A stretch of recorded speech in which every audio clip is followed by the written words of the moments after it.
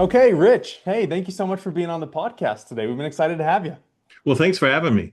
I've Yeah. been looking forward to it. Yeah, likewise, likewise. I say, honestly, let's just dive right in. Let's Sure. let's start off just so that the listeners can have a good understanding. What first drew you into recruiting and what keeps you passionate about it? Oh, that's a dual question there. First, I didn't choose recruiting. Really, recruiting kind of chose me. Um, and then thankfully, I also realized it was my superpower. I started in '82. I worked at a restaurant as a manager there, and a guy came in and recruited me, said, "Hey, we'd be good at this. Come on in." I went to work for them. I was there for 6 months, made no money, did nothing. I thought I was working hard, did everything I could to try to make money, and it just didn't. Nothing happened.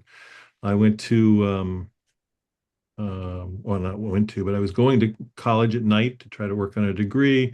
I was selling Tupperware at night just to try to make money for our, we had a little 6 month old baby at the time, and I was still sending my resume out trying to find what I thought was a real job. And I got an offer from Winchell's Donuts, and I would have had to start work at about 2 in the morning to start making the donuts. And I went in to give notice to my thin boss, and he said, "No, no, no, no. This is a Friday. Just think about it. Let me know on Monday. But think about it. You'd be good at this if you would just commit yourself." So I went out to my desk and I'm like, oh, that idiot, what's he thinking, right? I grabbed some of my personal stuff, put it in a little box, and walked around the corner, which is where our door was. And I forgot something. So I was turned around. And before I came back around the corner, I heard we sat in an island set up where six people, six, seven people would all sit in this little cluster. And I hear them just cackling and, just really happy that I was going to be gone. And it just pissed me off. And so I walked back to my desk with the box. I put the box on my desk and say, "I'll see you guys on Monday." And I came back in on Monday, and I had no interviews going on. I had nothing, no traction, nothing. But by the end of the week on Friday, I had made two placements. And this was started in February, so it was 6 months later. I had like 4 months left in the year, and I ended up making like 14 placements by the end of the year. So, and then Wow. I realized, wait a minute, this is cool. I like doing this. So that's how I started in the business. I real quickly learned I'm competitive. I like to compete against people. So it was for a number of years in the beginning, it was competing against people.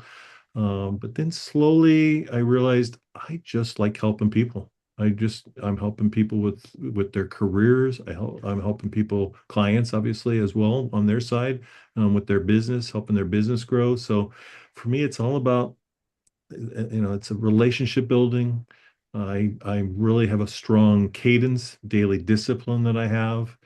Um, my grandfather really ingrained in me the golden rule, so I just try to always think in terms of how would I want to be treated and treating people that way, no matter how they treat me. And it's come back in fold. People will call back and go, "Hey, I'm looking now, and you were really nice. You didn't treat me like some of the other recruiters do." And clients are the same, so they call back. Yeah. Um, it's a people business. Technology changes, tools change, but relationships and building relationships doesn't. So I like to say this is it's a contact sport. You got to be on the phone. You got to be talking to people. You can't just Yeah. deal with computers and all that stuff. So 44 years later, I still love doing it. It's still, for me, it's fun. There's a challenge every day. There's something different you have to deal with every day. I don't work as hard as I used to, but I still do a lot. Yeah. Um, I had a kind of cool things. I mean, I love it when somebody will call me 10 years ago. You placed me 10 years ago, and you just influenced my life so much, my business career and my personal life. I had a lady that I placed, it was about 6 months ago, but then she reminded me, well, hey, you placed my dad and you placed my grandfather. So it's kind of cool that, and he was, Wow. all of them were young at the time. So I've been around long enough that she's, been born and been old enough to actually have me help her find a job. So Yeah. these are just kind of cool stories that, make. So when you say what keeps you passionate about it, those are the kind of things that just really keep me going. And from that standpoint, I was long-winded. Sorry, but No, no, I love it. It's a big thing. My dad used to always tell me he was just in sales. He wasn't in recruiting, but he was in cybersecurity sales, and he would always tell me, "Hey, if you're going to sell something, if you're going to do something, make sure you support it. You back it up, right? That it does something good in the world, and you'll never regret it, right?" And yeah. that's one of the things that sticks with me. I mean, he passed away a few years ago, and it sticks with me forever, right? And so I Oh yeah. 100% agree. I can see that, and I see why it would be almost addictive to want to be able to, when you do that, you get that placement, you're able to see that or see the generational, help that it's created, right? It's Oh awesome. yeah. And then That's a good also, word. It's addictive. I like that. yeah, That's actually it. As I said, I started it very competitive, but I don't compete with anybody anymore except my own numbers and my own, what I set out for myself. yeah, But I still love doing it. I mean, for me, yeah, I never liked managing people. As a matter of fact, you hear that like Michael Jordan is an example, was a great superstar, but not a good manager, right? I mean, a lot of superstars never could be a really good manager. mhm, And I'm not sitting there saying I'm a superstar, but I'm good at what I do, but I was never a good manager. I had a partner who was the manager who dealt with all the people, and I just buried my head and just did my thing. So he was like, yeah, "You show everybody how to do it, and I'll deal with all the other stuff." And until he yeah, was ready to kind of get out of the business, then it was like, I don't want to manage these people. So, right, yeah, that right. was that for me, it's still all about the joy of just helping people and doing what I'm doing from that standpoint. So, Yeah. Yeah, it's so funny you brought up Michael Jordan because I was actually just going to bring up Michael Jordan. I was going to bring up the fact that story of you going and then putting your stuff back on the desk reminded me of his yeah. documentary, The Last Dance, where it's like, Yep, he's like, you know what? You're my enemy this game, right? And I'm yep. going to show you that you're I wrong. was exactly that way. There was always somebody that had some slight or some this or some that then would motivate me, um Yeah. and it's not a healthy way to live. I mean, I'm glad I'm this way now, where Right. I just know that I'm helping people, and that's the more of the joy of it. But for years and years, it was, oh, you said this or you did that, or oh, you put up two placements this month. I'll show you. I'll put up three, and I Yeah. mean, I've moved past that, but it was not healthy for me, and it wasn't healthy for relationships. I'll be honest, I don't have a lot of people in this industry that, from earlier in my career where I'm friends with, and that isn't like Michael Jordan thing too, right? I mean, after he Right. put up the Last Dance, right? All these Uh-huh. people, Scottie Pippen, yeah, he was a jerk. Well, okay, maybe I was then at that point too. Who knows, right? I Right. mean, only they can tell you. I don't know anymore, but Yeah. No, it's anyway. true. It's true. No, I appreciate you sharing that. And for the listeners, just so we have a good understanding, who's your typical client and your typical candidate, just so they can get understand where you're coming from. I'm I stay away from the real large companies, so I'm more mid-market, upper mid-market, that type of thing. So like 200 million to 1 billion in manufacturing, distribution, product-based type companies. Hmm. Um, I would say candidate-wise, well, anywhere from 80 on the low end to 200-ish or so on the salary band kind of way. Yeah. Um, I mean, I've placed people above that, and I've placed people below that, of course. But Right. that's probably more the type of person. I'm predominantly for many years placed IT people, ERP, internal, external, that type of thing. But my wife and I have kind of changed our focus where we're helping the clients that we really like. Where would we go to work, right? What would company that we would actually want to work with?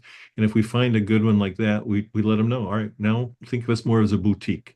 If you have an IT role, great. If you have an HR job, an accounting job, a product manager job, doesn't matter. I mean, we once we know the culture and the type of person that you like, then we can go find those types of people.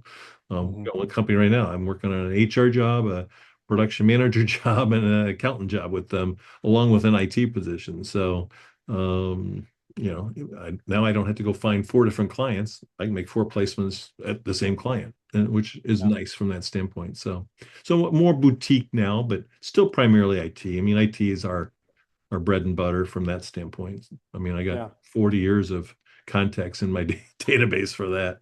But Right. accountants and HR, I mean, it's real easy to ask an IT person, "Hey, who's your accountant at this company?" or "Who's your HR person?" Right. I probably know the HR person anyway. Yep. Um, Yep.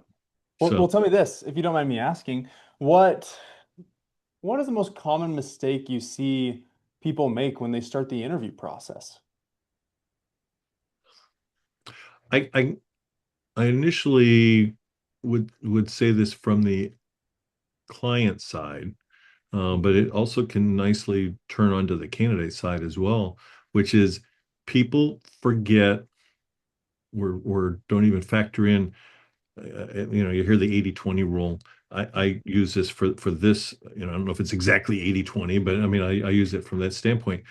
People think it's 80% of what you know and what's on your resume and blah blah blah, and then the rest we can figure out in terms of the personality. And I'm much more heavily weighed on the 80% needs to be on the culture fit, personality side. I mean, if you find somebody you really like and feel like you can bond with, I can teach you the technology. I can teach you the whatever, that you might not know. Hmm. Um, and so I think that's the biggest mistake any leader makes as they're interviewing. But on the candidate side too, I see people take a job just because, well, I'm a Java developer and they need a Java developer. Okay, so I'm going to do the job. But they didn't look around and decide, is this the culture that I'm going to fit best with? Is this, I mean, I see people take jobs and they're there 3, 6 months and they call me crying, going, not through me, but they call me crying, going, oh my God, you have to help me. You got to get me out of this place. It's miserable, blah, blah, blah. So it's just remembering, not, I don't know if remember is even the right word, but just realizing, is this the right place for me? Is this the right person for my environment from that standpoint? There's tons of other stuff, right? I mean, that you can kind of factor in, but for me, it's all about the personality fit, culture fit from that standpoint. If you like Yeah. somebody, you'll figure out a way to make it work. So Yeah. No, I like that. I think it is a huge part, and it's always interesting to see. I like that I've had a lot of conversations recently with candidates that are saying, "Hey, you know what? Even salary isn't as big of a deal as culture fit is Oh yeah. for me Oh right yeah, now." absolutely. Right? Which I mean, is I would much rather have somebody take a job that's a little less on the money side, but it's the right culture fit from that standpoint because you're going to stay there a lot longer. I mean, money's not going to solve the problems. You're going to yeah, be calling me back, from that standpoint. And I've told people if they've had a job that I thought was a better fit for them that's not through me and it's going to not benefit me, I, I'm all about what's best for you. hmm, If that job, if that location, the money, whatever is a better fit for you, take it. If that's what you think. I mean, just keep me or just remember me in the future if you need anything again, right? From that standpoint. So for me, it's all about making sure you pick the right place for your life and your fit and your all that fun stuff. So yeah, yeah, and it goes back to that golden rule, right? Help people, treat them how you want to be treated, and it ends up coming back and working out, right? Obviously, it has. You showed a it career does. that does. It does. And I Yeah, get people sitting there saying, well, yeah, I'm sure you think about karma too, right? And I'm like, earlier in my career, maybe I thought that way, but anymore, I don't wish ill will on anybody. I mean, I mean, why do that? Because it's just a bad feeling on your own soul, if in my mind at this point. So, yeah, if somebody thinks something is better, do it. Go do what you feel you need to do for your career. It's not your decision is not shouldn't be based on, well, does Rich Bradley make money from this, or does he gain from this? It's what's in best for you in your career, and if what's best for you in your career also benefits me, hey, that's awesome too. But that's not the be all end all kind of a thing. So yeah, yeah. Well, I'm going to shift gears a little bit with this next question, if you don't mind, but that what I because you sit right at the intersection of business and technology. I know you focused more on IT before, but now you're more boutique. But when you're sitting on that intersection, what leadership traits are becoming more valuable as AI and digital transformation continue to reshape organizations? um I would say, and this is everybody uses this word, so it's kind of overused right now too, but emotional intelligence. I mean, the computers can give you a black and white kind of a thing, but they don't see the gray. They don't see the outside the edges kind of stuff. Um, AI is never going to replace leadership. I mean, it'll expose weak leadership, but it's not going to replace it. You have to have that human touch, and at least in my thought process.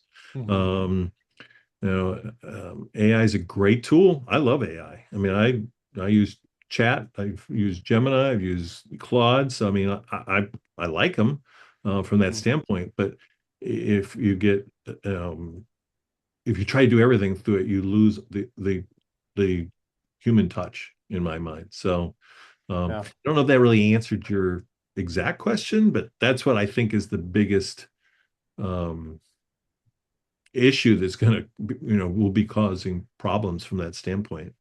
Um, Yeah. Curiosity over certainty, right? I mean, yeah, I'll say this is the way. Well, okay, but did you think about this? Did you think about that? Right? Kind of a thing. Um, so communication, Yeah. that's emotional intelligence. So that'd be my answer. Again, unfortunately, it's a word that everybody's using, but I really do believe that the lack of the humanity is going to be the issue from that standpoint.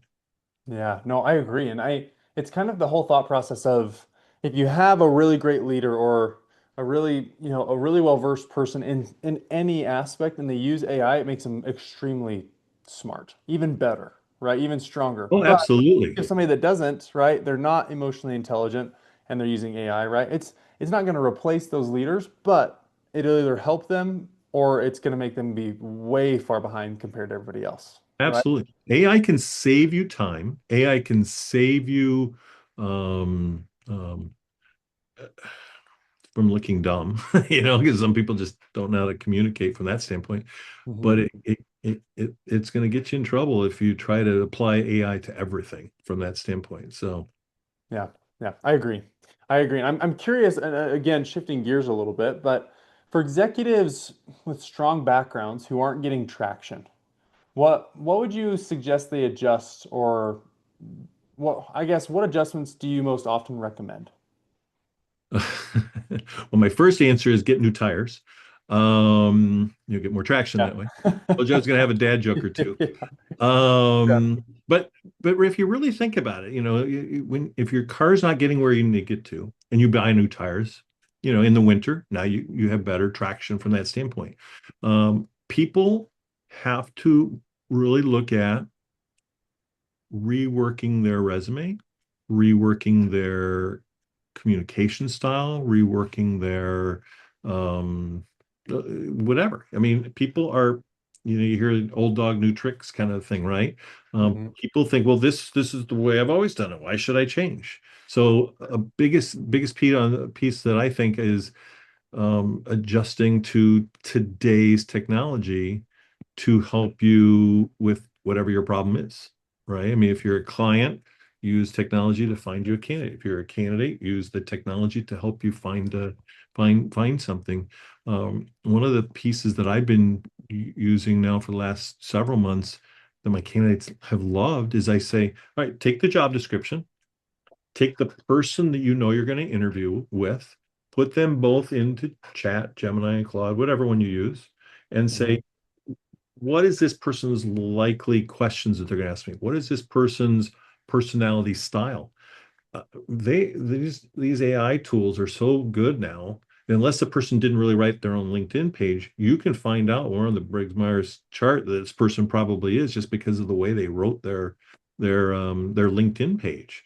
And then Mhm. now you'll know the type of questions. Now don't go in going, oh, I know exactly all the questions, and then now you're not flexible, but you Right. can get so much more practice using an AI tool. And you just say, ask me the kind of questions. Don't be nice. Don't sit there and say everything is rosy and sunny. Tell me where I made a mistake. Tell me what you would work on improving, and just play and practice with it. And I've had candidate after candidate call me back and go, "Oh my God, I absolutely love this. This was fantastic." So I love that advice. I really do. And I'll tell you a fun example. I've got a client, he's starting with us today, Mhm. and he had a similar thing where he went through an interview process before working with us, and he's like, I got asked a question I never even thought about before, right? And it was he's jumping to leadership from an IT type role, right? Mhm. And he's like, well, I've never even thought about that question. And it'd be great for him to have that advice. And I'm excited for him to listen to this episode where he can do that, right? Have a good understanding, at least get some ideas flowing of what they could be asking so that Oh, you're sure. well prepared. I mean, it's the exact same thing, not the exact same thing, but similar with what an interview prep coach would do, right? Is giving you True. ideas of And, what and I what they used to do ask. that, by the way. I mean, Oh I yeah. used to be the guy who would sit there. Okay, so how are you going to answer the tell me about yourself question? How are you going to answer the why are you looking? How, and I would go through that with them. But I mean, utilize AI for that, right? Use me for the market knowledge and the company knowledge and the this and the that. So yeah, I know I'm Yeah. still willing to do if some candidates are still old school and they want to go do it that way. I'm happy to do it, but you use the tools that you have from that standpoint. So again, Yeah. it was a little bit of a dad joke, new tires, but I mean, this is really kind of how it is. Recalibrate, look at the things that you have always thought worked and now isn't working, right? Things change. Yep. So I love it. I actually, I do this with recruiters as well. I hope I'm not having you run out of time because I'm You're a fine. talker. But No, you're fine. one of the things that I share with recruiters is I would train them. And remember, I wasn't a good manager, but I still had some thoughts. Is people would get into slumps and they'd be like, why am I in a slump? I'm doing the same thing. Nothing's, it's bad luck. It's this, it's that. And I'm like, I am not a believer in luck. You make your own luck from that standpoint. Let's look at what you did. Well, when you're really doing everything in our business, you you got this square, right? Of information of things you do. Always ask about salary, always ask about counteroffer, always talk about references, and on and on and on, right? So you have all these things you do. Well, then you start doing really well, and then you start cutting corners. And now all of a sudden you're doing this instead of this. Mm, And, you know, was it that you didn't ask about references? You didn't ask about counteroffer? You didn't do this? You didn't do that? Who knows what it is that is now causing you this slump? Um, but you're not doing what you used to do to make money. You're doing a lot less than that. Candidates mhm, do the same thing. When you're trying to find a job and oh, I got an interview at XYZ company, and then you kind of go into autopilot. You got to check out the company. Who are they? Who am I going to be talking to? What are their personality types? Do I know anybody that might know that person? All those little things that could help you land a job. Same thing with the clients. They get lazy too. They don't do good onboarding. Well, you piss the candidate off that's supposed to start, and now you don't have a good start. From the get-go, or they get another offer who's somebody who's still in the wooing stage, and oh, well, this company is really being nice to me, and they made through the offer at me, and I haven't heard from them since before my start date.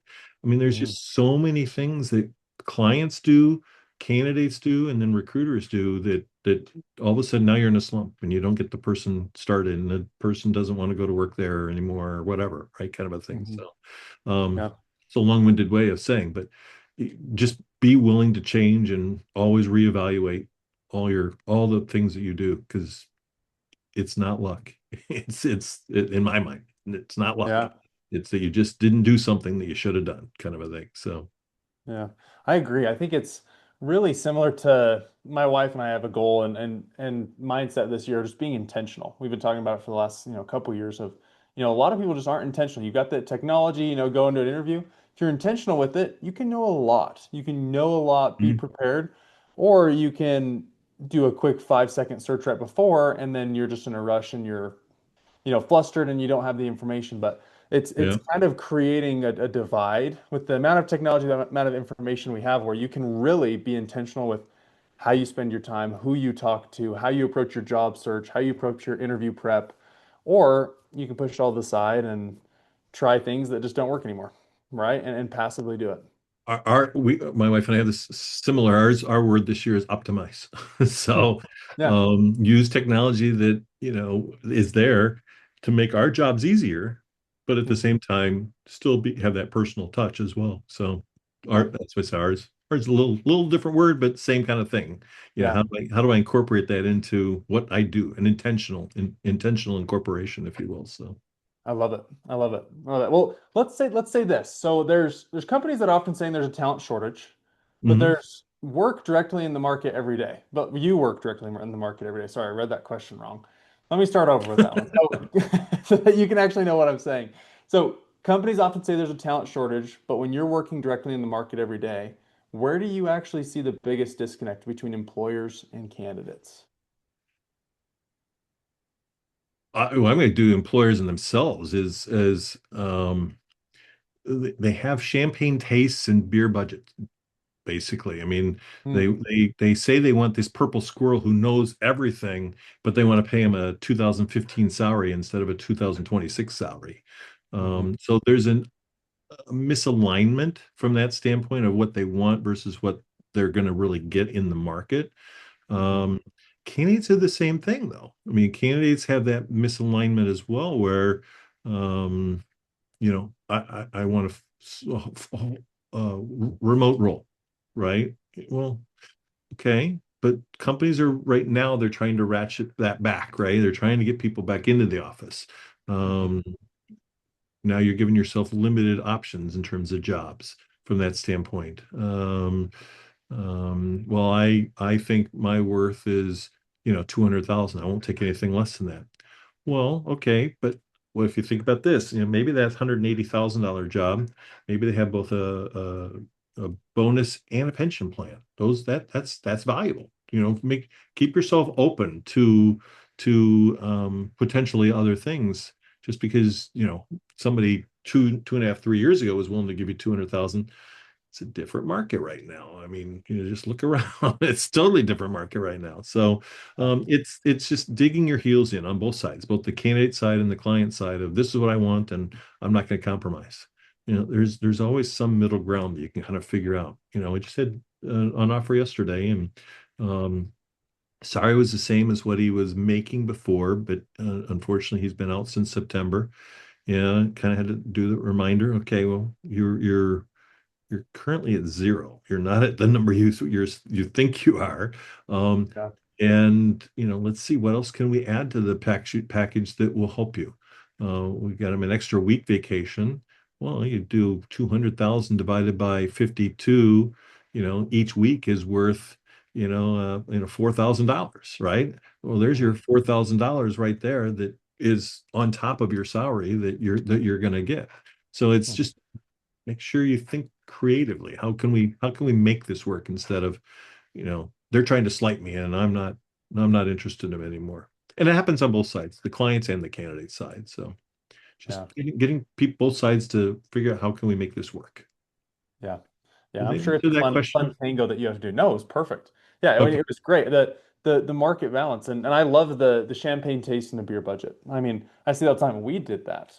We've done that when we're hiring Oh on yeah. new people for our company. I used to have a list on my wall of everything I wanted in our next employee to be, and then I realized it's like something's got to give, Yeah. right? With how we want to do it, right? I mean, we can't have it all every Yeah. time, My daughter just right? did that when she was looking to buy a car. I mean, she listed all these features she wanted and then she put this price and I'm like, I don't know how you're going to get all these features at that price. All right. I mean, their cost is normally this, and you don't get the sunroof and the this and the this and the this. So, Mhm. which are you willing to bend on, kind of a thing. Yeah. And she actually did pretty well. She got most of the things she wanted, and at the price. But what she ended up doing was buying the 2024 rather than the 2025, or actually, I'm a year off for 2025 rather than 2026. Hmm. And she got the price she wanted, but she was more flexible, and she lost a couple of the new features that were in the 26 versus the 25. But she got the price she wanted with all the cool little bells and whistles. So like, yeah, it's just Yeah. figuring out which things are most priority to you that you can't bend on, and what are the other things that you have some wiggle room. I Hmm. use that word on a whole bunch of different things, but what Yeah. what can you have wiggle room on? So Yeah. No, I mean, it's It's easy to talk about. I'm sure it's a really fine dance that you have to play with clients and candidates so that you're Oh yeah. making everybody happy. But I appreciate you filling us in there and helping us understand that. I'm curious when looking ahead, when we're talking about hiring trends, what do you expect will define leadership hiring over the next few years? We've kind of hinted at it. I started in 82. So since 82, there's been eight, at least eight pretty major market fluctuations up and down. I certainly like the up, up here than rather than the down here, but Hmm. I've made money in both cycles. So there's a preference, but it doesn't matter to me from that standpoint. Yeah. But what I've seen from there's three eras, 82 to 2020, pandemic year. I would say evolutionary changes. So when I started, there was no voicemail. I mean, you'd call somebody and it would just ring and ring and ring. I know you can't even fathom that probably on your side, but there used to be that time. Yeah. Um, actually, our clients, I was right on the edge. Thankfully, I was not in this market, but I was right on the edge where the candidate used to pay the fee, not the client. And so Mhm. the number of conversations that I would have with clients oh no, I'm paying that? No, I'm not paying you the fee.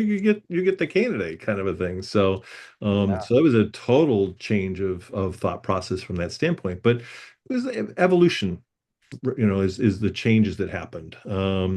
Big shifts, yeah, but it was, as I say, more evolutionary. So mainframe to client server, on-prem to cloud, fax machine to LinkedIn, Rolodex to CRM, Yeah. paper resumes to the AI, resume screening kind of stuff. But so offices were offices though, leadership was in person. Um, Hiring cycles were more predictable from that standpoint. Um, but so that's that time. Sorry, got off track there. Yeah. But so then 2020 to now, uh, phenomenal changes, right? The paradigm changes like crazy.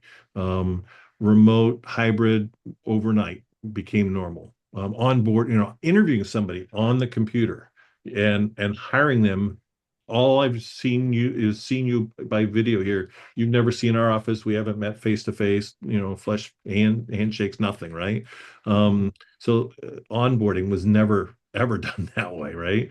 Mhm. Overnight, all of a sudden it was.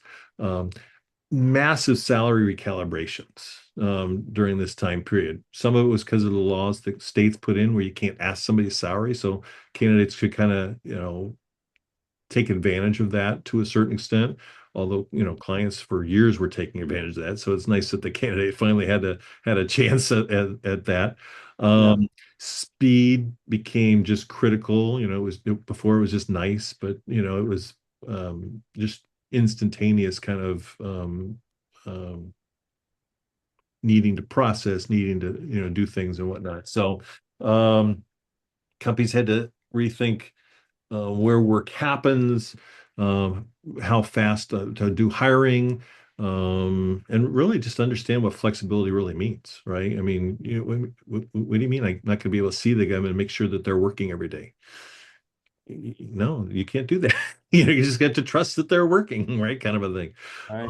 So that's those two areas. And now, since I mean, it's like exponential. I mean, it's just crazy what AI is going to be able to do for already doing, but what it's going to do. So, honestly, AI is not just another tool like the cloud or mobile or whatever. I mean, it is game changing. So, I see Mhm. it changing a lot. But what I also hear is it's going to put us out of business, us recruiters. It's not. This job is still all about, I think I said this in the beginning, it's a contact sport. You have to talk to people, you have to engage. You've got to look outside the box of the gray. There's gray, there's not just black and white. There's other factors and other issues. Mhm. Um, um, but AI, I mean, IT leaders are going to have to embrace AI. You can't be an old dog and say, nope, nope, never doing it, not going to do it.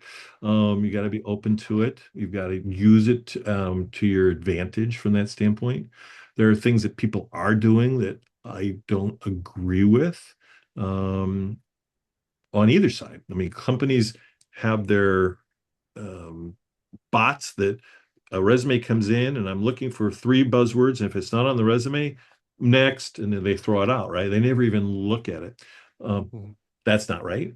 But then on the candidate side, they're taking their resume and oh, I see on this job it's got it. I have to have XYZ, so I'm going to put XYZ on there, just so that I at least filter through and go to the next step.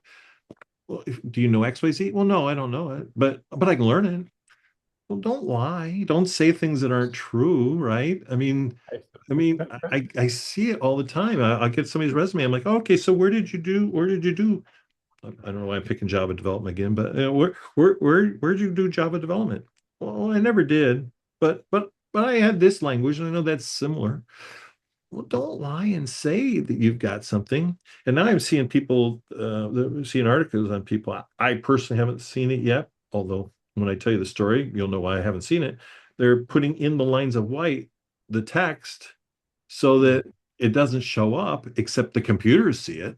We don't Yeah. see it on their resume, but the computers see it. And so Mhm. now they're passing through because it's on the resume. But then when somebody says, oh, well, I don't even see Java.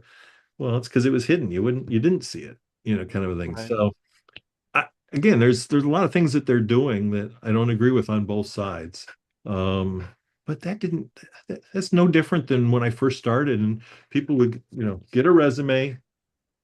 Okay, and you've made a decision. What did I look at that? Less than 7 seconds, probably, right? Yep. I didn't see this, I didn't see this, or I did see this. Okay, I'm either not or I am interested in it. So Mhm. we do it as people. So I guess it's not that much different than letting the computer do it. So from that standpoint, Yeah. I would say though, 82 to 2020 change was evolutionary. 20 to 2020 to now, it's been accelerated, and AI is going to make it exponential. I think I already said those pieces, but um, it's going to be adaptable, flexibility, pace. Pace is going to double. I mean, it's just gonna go crazy. Mhm.